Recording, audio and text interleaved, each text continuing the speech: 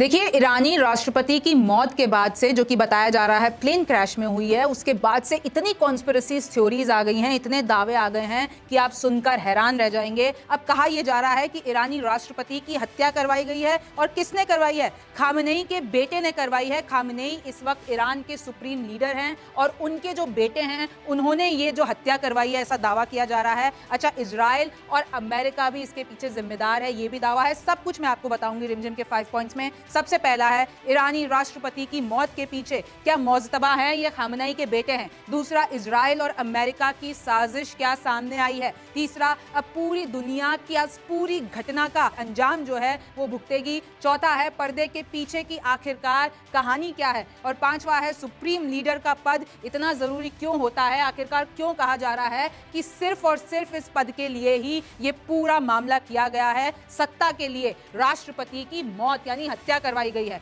तो रिमझिम के 5 पॉइंट्स में आप देखेंगे। सबसे पहले आपको मैप समझना जरूरी है, और कल भी मैंने अपने शो में आपको मैप दिखाया था। तो देखिए, बीच में ईरान है। इधर देख लीजिए कि जहां पर क्रैश होता है, जहां पर प्लेन क्रैश होता है, तो अजरबैजान से वो हेलीकॉप्टर, 3 हेलीकॉप्टर आ रहे थे, जिसमें से एक में राष्ट्रपति थे, और सिर्फ वो एक ही क्रैश हो जाता है। बाकी के 2 जो हेलीकॉप्टर हैं वो सेफली लैंड हो जाते हैं। तो अजरबैजान से वो आ रहा था, ईरान की तरफ आ रहा था, और यहाँ पे वो क्रैश हो जाता है। एक बार नक्शा समझेंगे। देखिए, इधर इजराइल है, ये ईरान है, यहाँ पे सऊदी अरब है, इस तरफ आ जाएंगे, ये पाकिस्तान है, और ये भारत है। अब देखिए, ईरान का अगर आप स्ट्रक्चर देखेंगे तो इसमें सबसे पावरफुल जो पोजीशन होती है वो सुप्रीम लीडर की होती है, जो कि इस वक्त हैं अली खामनेई। और अगर आप इसके नीचे ऑर्गेनाइजेशनल स्ट्रक्चर देखेंगे तो देखिए, इनके नीचे ही गार्डियन काउंसिल आती है, फिर असेंबली ऑफ एक्सपर्ट्स, फिर आते हैं प्रेसिडेंट, जिनकी मौत हो गई है, जिनके साथ हादसा हो गया है, इब्राहिम रईसी, फिर उसके बाद पार्लियामेंट और कैबिनेट। तो पूरा ऑर्गेनाइजेशनल स्ट्रक्चर आपके सामने, इन्हीं के नीचे जुडिशरी आती है।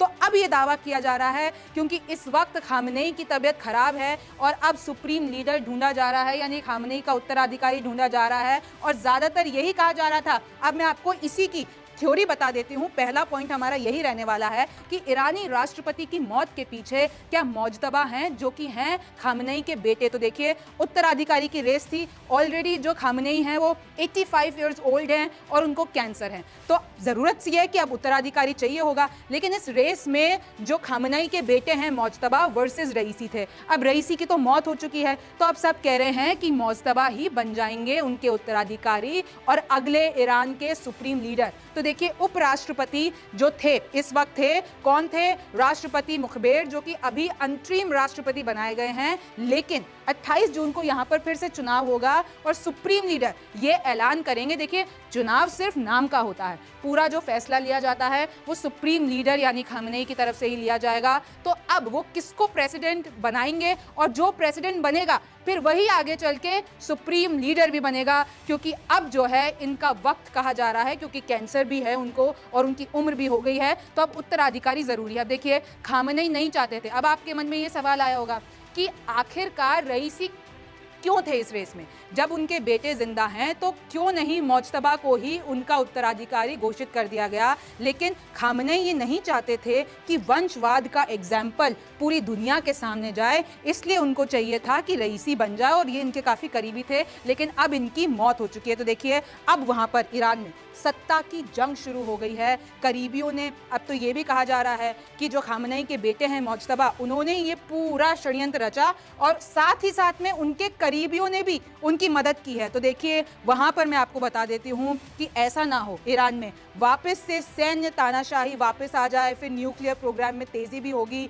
और ईरान क्यों पूरे विश्व में, क्या वो आइडेंटिटी रखता है, उसकी वजह से क्यों पूरी दुनिया में बवाल मचा हुआ है, वो मैं आपको आगे वाले पॉइंट में बताऊंगी। अब दूसरे पॉइंट पे आ जाते हैं कि इजराइल और अमेरिका की साजिश सामने क्या आई। तो एक तो बताया जा रहा है कि देखिए, खामनेई के बेटे ने ही ये शायद षड्यंत्र रचा हो। अब दूसरा ये कहा जा रहा है कि जो ईरान के पूर्व विदेश मंत्री हैं, उनका बयान आया है, उनका नाम है जरीफ। उनका ये आरोप है कि रईसी की मौत का जिम्मेदार यूएस का बैन है, यानी अमेरिका ने जो ईरान पर बैन लगा रखा है, उसी के कारण इनको चीजें नहीं मिल पाती हैं, इनको सुरक्षा के लिहाज से कोई चीजें कोई देश देता नहीं है। और क्योंकि अमेरिका ने ईरान पर बैन लगा रखा है, इसलिए ही रईसी की मौत हुई है, क्योंकि अगर देखा जाए, मैंने कल भी आपको बताया था, ईरान की जो एविएशन इंडस्ट्री है उसकी हालत अच्छी नहीं है, सबसे खराब है। आप देख लीजिए कितने ही प्लेन क्रैश हो गए, कितने ही वो खस्ता हालत में। इनफैक्ट जिस हेलीकॉप्टर में राष्ट्रपति खुद थे, वो खुद 40 साल पुराना हेलीकॉप्टर है। तो यही बताया जा रहा है क्योंकि अमेरिका का ईरान पर ऐसा रुख है और इसलिए ही रईसी की मौत हो गई। अब देखिए, ईरान ने तो मदद भी मांगी थी।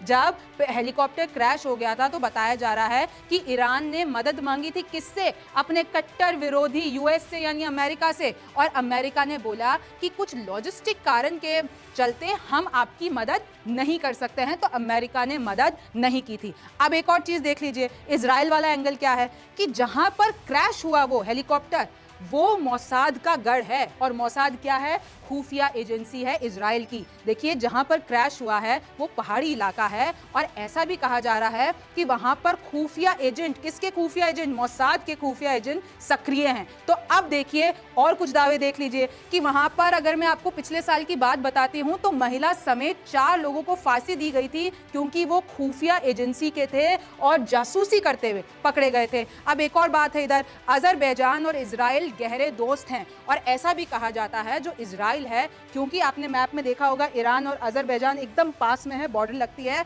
तो इजराइल जो है वो अजरबैजान का इस्तेमाल करता है जासूसी करने के लिए ईरान पर। और आपको पता होगा इजराइल और ईरान कितने कट्टर दुश्मन हैं। फिर देखिए, अब सवाल ये उठ रहा है कि क्या इजराइल ने लिया है हमले का बदला? दूसरा सवाल है कि अगर मौसम खराब था तो सड़क रास्ते से क्यों नहीं ले गए आप राष्ट्रपति को?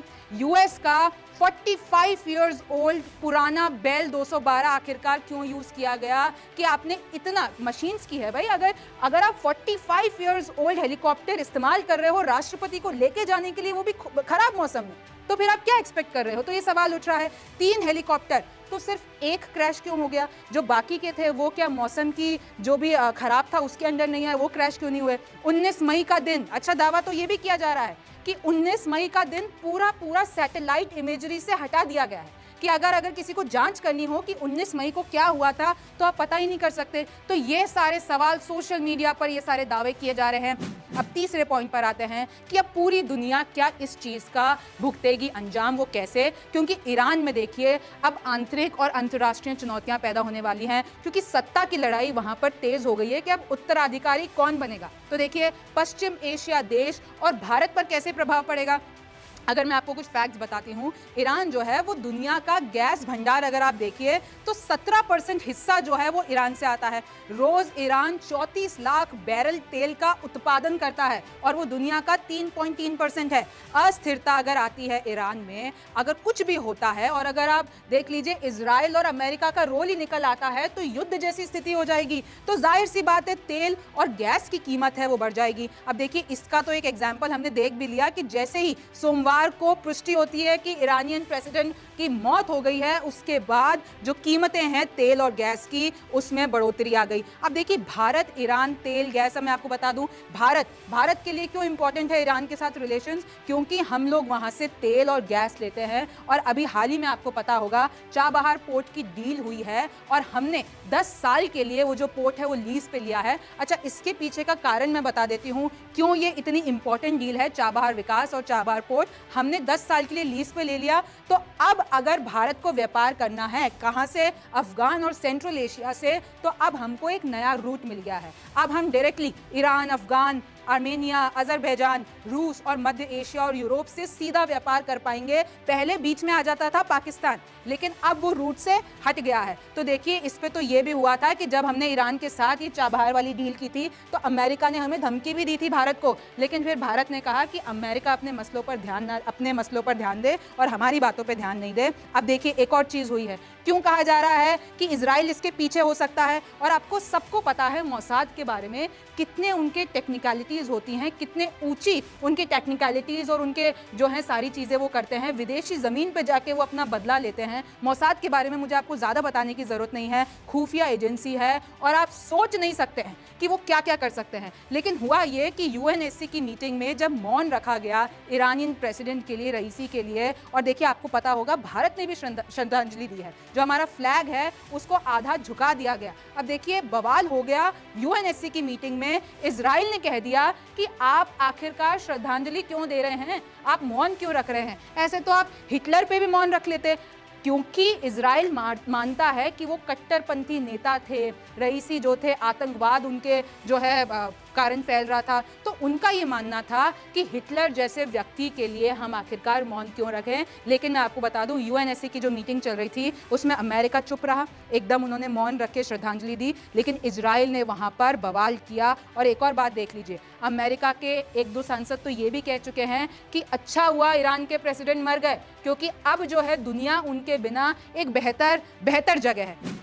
अब आगे आइए, चौथा, पर्दे के पीछे की कहानी क्या है। तो देखिए, पहली बात तो जान लीजिए, ईरानी प्रेसिडेंट है रईसी, उनकी एक बड़ी सफलता तब हुई थी मार्च 2023 में, जब उन्होंने सुन्नी देश सऊदी अरब से रिश्ते बेहतर कर लिए थे। क्योंकि काफ़ी लंबे वक्त से, मैं आपको बता दूं, क्योंकि सऊदी अरब एक सुन्नी मुस्लिम देश है और ईरान एक शिया बहुल देश है, तो इनकी हमेशा से टक्कर रही है। लेकिन मार्च 2023 में रईसी के चलते, रईसी के रूल के अंडर सऊदी अरब से रिश्ते बेहतर हो गए थे। लेकिन एक ऐसा कलंक है रईसी के माथे जो अभी तक भी चर्चाओं में है और उसकी मिसालें दी जाती है इतिहास में। उसको एक सबसे बड़ा, आप कह लीजिए कि नरसंहार कहा जाता है। 1985 में क्या हुआ था, रईसी ने 5000 कैदियों को देशद्रोही बताकर फांसी दिलवा दी थी। उसके बाद से अमेरिका ने इन्हें बैन कर दिया था। तो देखिए, अमेरिका ने लगा दिया था रईसी पर बैन, क्योंकि वो कट्टरपंथी थे। अच्छा, अब कुछ और दावे क्या किए जा रहे हैं कि अंतरिक्ष से लेजर वेपन से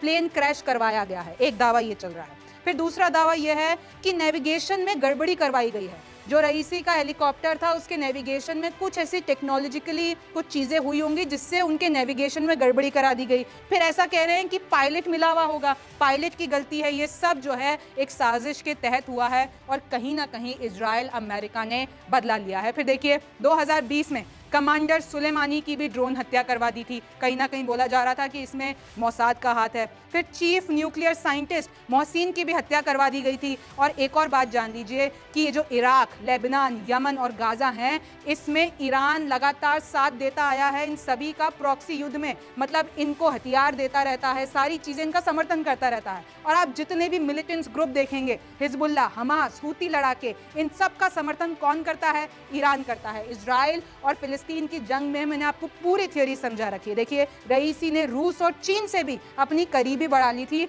और एक और बात जान लीजिए, रूस ने तो ये ऑफर भी कर दिया ईरान को कि आप इस पूरी घटना की जांच कीजिए, पता तो चले कि हेलीकॉप्टर क्रैश सच में हुआ है कि करवाया गया है।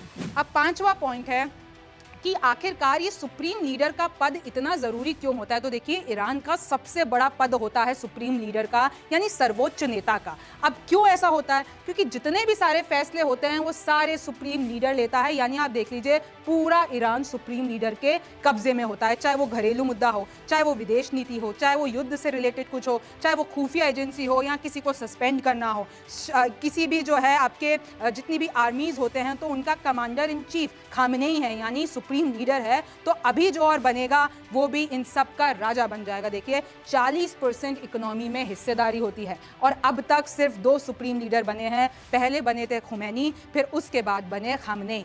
अब आगे कौन बनेगा, उस पर एक बड़ा सवाल है। अब देखिए, 1989 से लीडर, 75 साल, उत्तराधिकारी रईसी, ये मैंने लिख रखा है किसके बारे में? खामनेई के बारे में, कि 1989 में वो बने लीडर। उसके बाद अब उनकी जो उम्र है वो 85 ईयर्स की हो गई है और अब उनको उत्तराधिकारी की तलाश है, जो कि रईसी होने वाले थे। लेकिन अब कहा जा रहा है कि इजराइल और अमेरिका ने उनको मरवा के अब जो ये कंफ्यूजन है ईरान में वो बढ़ा दी है। अब देखिए, राष्ट्रपति का चुनाव होगा। अब उसमें क्या होता है, कौन नियुक्त किया जाता है, कौन चुनाव जीतता है? क्योंकि इसमें तो ये भी बोला गया था कि ये जो रईसी थे उन्होंने चुनाव जीता नहीं था, उनको जितवाया गया था। और इसमें एक और बात बता दूं मैं, ईरान में क्या होता है कि सिर्फ एक उपराष्ट्रपति नहीं होता, कई सारे उपराष्ट्रपति होते हैं। और जो प्रथम उपराष्ट्रपति होता है वो अगर प्रेसिडेंट की मौत हो जाती है तो उनकी जगह ले लेता है एज एन इंट्रीम प्रेसिडेंट। लेकिन उसके बाद भी अभी फाइनली कौन होगा पता नहीं है। तो देखिए, दिखावे के लिए इधर राष्ट्रपति चुनाव होता है, लेकिन फैसला खामनेई ही लेंगे कि उनका उत्तराधिकारी कौन होगा, यानी सुप्रीम लीडर ही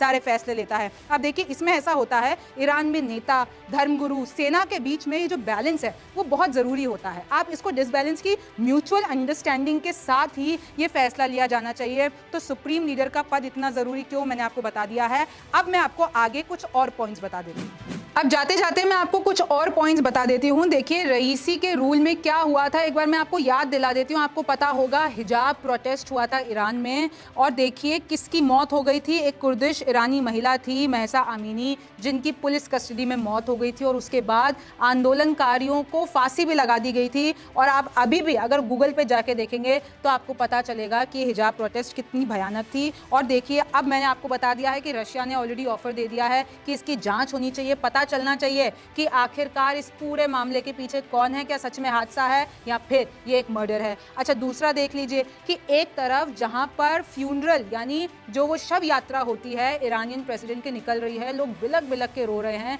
लेकिन दूसरी तरफ कुछ तस्वीरें सामने आई जहां पर ईरान के कई इलाकों में जश्न बन रहा है। और यहां तक कि डेनमार्क देख लीजिए, लंदन देख लीजिए, लोग डांस कर रहे हैं कि अच्छा हुआ रईसी की मौत हो गई है और अब जो है दुनिया एक बेहतर प्लेस है उनके बिना, क्योंकि वो आतंकवाद को बढ़ावा दे रहे थे। और जितने भी ये महसा अमीनी के सपोर्टर्स थे, जितने भी ये हिजाब के खिलाफ थे, उन सबको खुशी हुई है इनकी मौत की। और देखिए ऐसा कहा जा रहा है कि उनके फ्यूनरल में, उनके लास्ट राइट्स में इंडिया के उपराष्ट्रपति भी वहां पर जा सकते हैं। अब देखिए इसकी मिस्ट्री धीमे धीमे और ज़्यादा जो है पेचीदा होती जाएगी, और जिस दिन इसका खुलासा होगा उस दिन पूरी दुनिया में बवाल या फिर युद्ध तय है। अब आपको ये खबर कैसी लगी मुझे ज़रूर बताइएगा। आप न्यूज़ 24 देखते रहिए, रिमझिम के 5 पॉइंट्स देखते रहिए। मैं हूं रिमझिम जेठानी, फिर मुलाकात होगी।